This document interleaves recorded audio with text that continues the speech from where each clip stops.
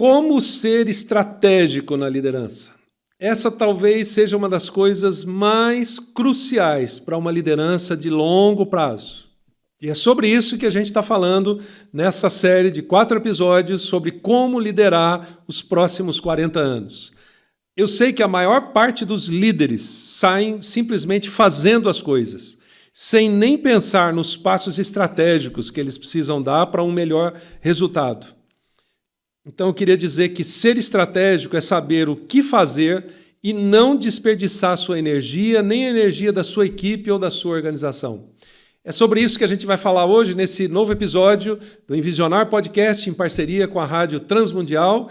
E eu estou baseando essa série num dos primeiros livros que eu fiz sobre liderança, chamado 50 Segredos para o Líder.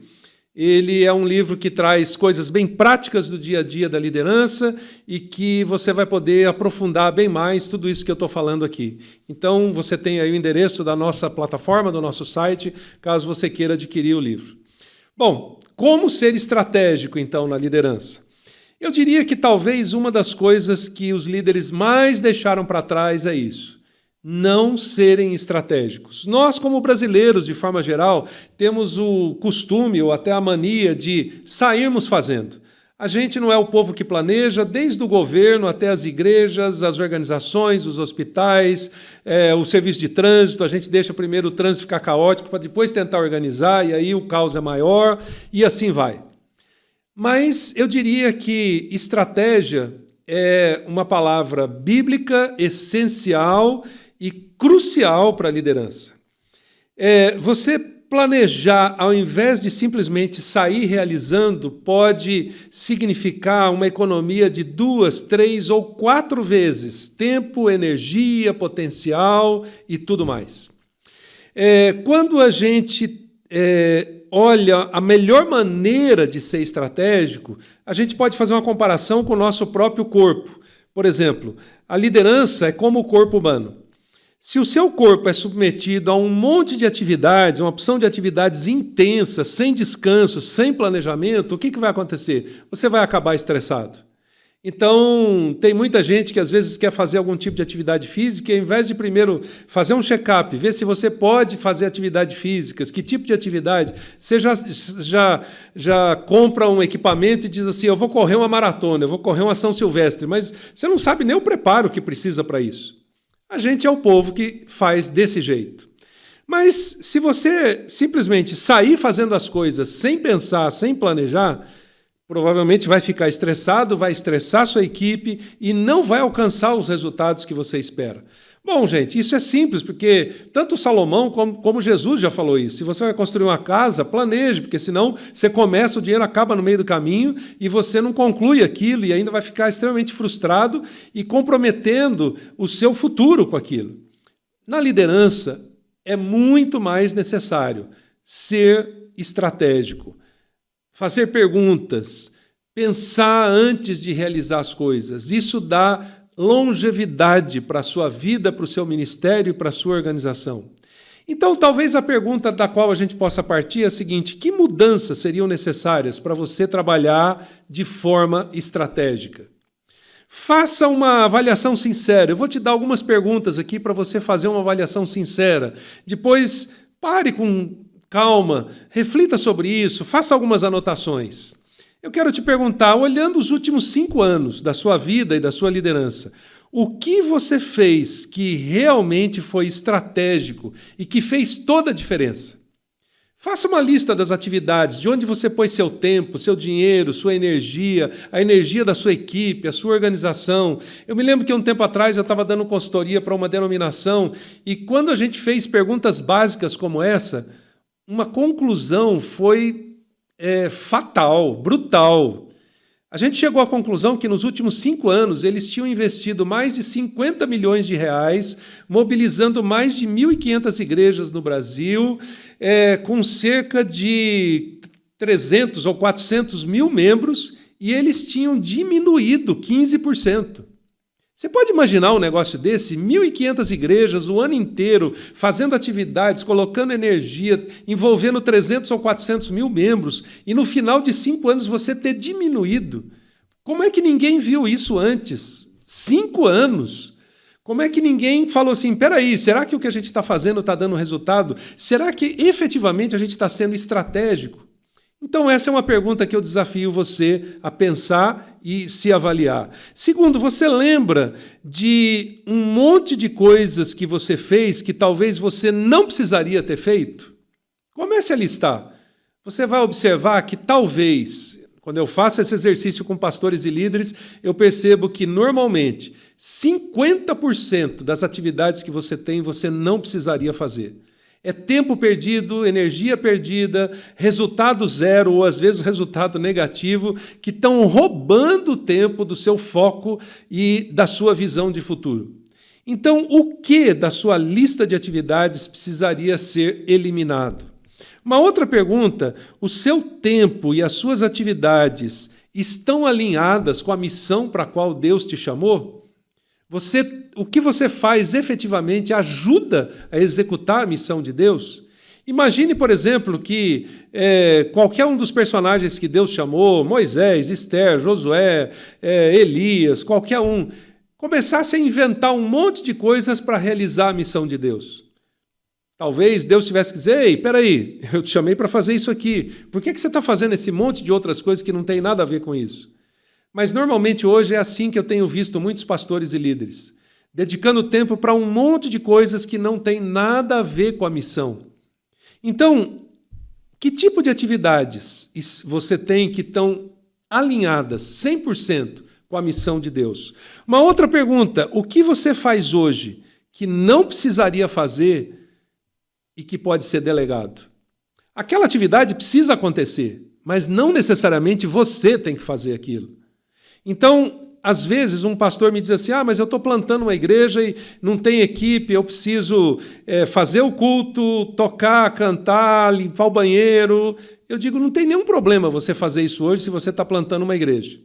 Mas se daqui 5 anos você continuar fazendo isso, você não despertou líderes, você não equipou líderes e você não delegou atividades. Você não está praticando Efésios 4, que diz, Deus deu apóstolos, profetas, evangelistas, pastores, mestres, para capacitar os santos, para eles trabalharem, para a igreja crescer. Faça uma avaliação sincera se você tem sido estratégico nas suas atividades. Quanto mais alto o nível de liderança, mais estratégico você precisa ser, menos operacional você precisa ser. Mas, às vezes, a gente não quer largar o osso do operacional porque a gente é controlador e a gente quer fazer tudo e a gente simplesmente sai fazendo sem pensar e sem planejar. Isso implica, então, em que se você for estratégico, você vai envolver sua equipe, seus colaboradores, as pessoas contratadas ou não, os voluntários e assim por diante. Não basta ter voluntários, não basta ter colaboradores ao seu lado. É preciso que eles saibam por que eles estão fazendo o que eles estão fazendo, por que eles estão fazendo aquilo que você está pedindo para eles fazerem. Dessa forma, eles vão permanecer junto com você por mais tempo, porque eles sabem o significado daquilo, o sentido daquilo. Foi interessante que, algumas semanas atrás, a gente estava numa reunião de líderes numa igreja parceira nossa, que desenvolve um tipo de projeto que a gente tem, e a gente foi lá simplesmente, eles já fazem essa atividade há algum tempo, mas a gente foi lá simplesmente para encorajar a equipe e dizer para eles por que eles fazem aquilo. E foi interessante que, ao final, um senhor chegou para mim, para a Raquel, e disse assim, foi muito bom vocês terem vindo aqui explicar por que a gente faz isso. Porque a nossa igreja nunca explicou por que a gente faz isso. E quando a gente diz que é voluntário na igreja, a gente simplesmente obedece, faz as coisas sem nem saber por quê. Eu achei interessante aquilo porque ele já está envolvido com aquele tipo de atividade há uns 3 ou 4 anos. Mas ele nem sabia por que ele fazia o que ele fazia. Por que ele era voluntário? Porque a própria igreja e os líderes não explicaram para ele isso. Então, se você quer ser estratégico, você precisa delegar, mas você precisa explicar para as pessoas por que elas estão fazendo aquilo. Isso é que faz com que as pessoas realmente saibam quais os motivos pelos quais elas estão seguindo você. E você precisa se perguntar isso. Num nível de liderança cada vez mais estratégico, você precisa perguntar, por que as pessoas estão me seguindo? O que eu preciso explicar para elas, para que elas me sigam com muito mais convicção e muito mais significado para as suas vidas? E eu diria que aqui entram, então, os desafios de liderar no século XXI. Um século totalmente diferente, obviamente, dos demais, com muito mais desafios do que a gente dá conta, às vezes, na liderança, e que, se a gente não for estratégico, a gente simplesmente vai continuar fazendo as coisas que a gente sempre fez, sem nem fazer perguntas sobre isso. Então, para a gente entender o que significa a liderança estratégica do século XXI, você já leu sobre tendências que vão influenciar a sua liderança nos próximos 10 ou 20 anos? Eu me lembro que há muitos anos atrás, talvez há uns 15 anos atrás, a gente estava fazendo o planejamento da nossa igreja e eu fui fazer uma pesquisa dos próximos 20 anos. E naquela época, por exemplo, uma tendência de futuro que os futurólogos indicavam, não só no Brasil, mas no mundo todo, é que no futuro as famílias mudariam não em função da atividade profissional do homem, mas da mulher. Se você olhar hoje, a grande maioria das famílias, às vezes, muda em função da atividade da esposa, da mãe que arranjou uma nova atividade. Esses dias um pastor me falou isso. Ele falou, estou mudando para Belém. Eu falei, Belém? Mas alguma igreja te convidou? Eles, não, minha esposa se formou em medicina e agora ela vai fazer uma residência lá em Belém. E eu vou ter que arranjar uma igreja lá para pastorear. Afeta todo mundo isso. Mas essa é uma tendência que foi indicada há quase 20 anos atrás.